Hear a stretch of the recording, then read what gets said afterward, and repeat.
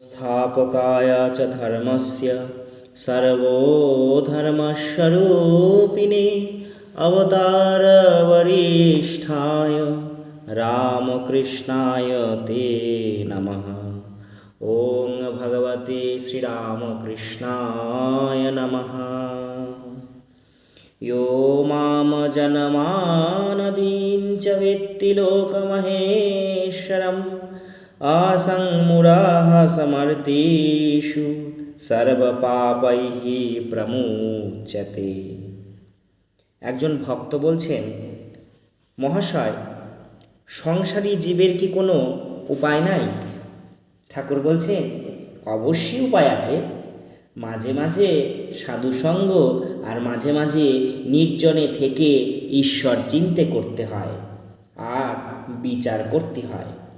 তার কাছে প্রার্থনা করতে হয়, আমাকে ভক্তি দাও, বিশ্বাস দাও। বিশ্বাস হয়ে গেলেই হলো, বিশ্বাসের চেয়ে আর জিনিস নাই।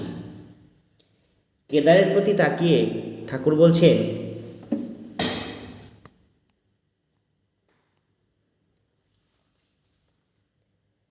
বিশ্বাসের কত জোর তা তো শুনেছ।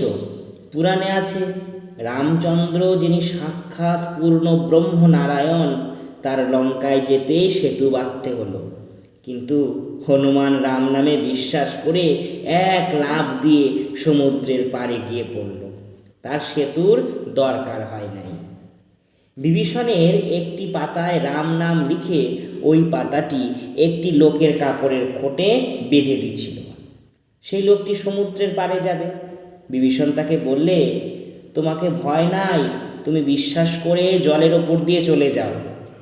কিন্তু দেখো, যাই অবিশ্বাস করবে অমনি জলে ডুবে যাবে। লোকটি বেশ সমুদ্রের ওপর দিয়ে চলে যাচ্ছিল। এমন সময়ে তার ভারী ইচ্ছে হলো যে কাপড়ের খোঁটে কি বাঁধা আছে তা একবার দেখে। খুলে দেখে যে কেবল রাম নাম লেখা আছে। তখন সে ভাবলে, এ কি, শুধু রাম নাম এটি লেখা আছে? যাই অবিশ্বাস অমনি ডুবে গেল।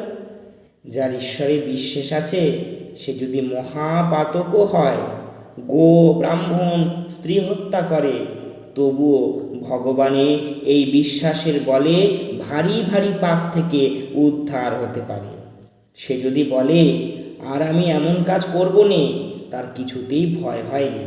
এই বলে ঠাকুর গান ধরলেন, আমি দুর্গা দুর্গা বলে মা যদি মরি, আখেরে এদিনে না তারও কেমনে জানা যাবে গো শঙ্করী।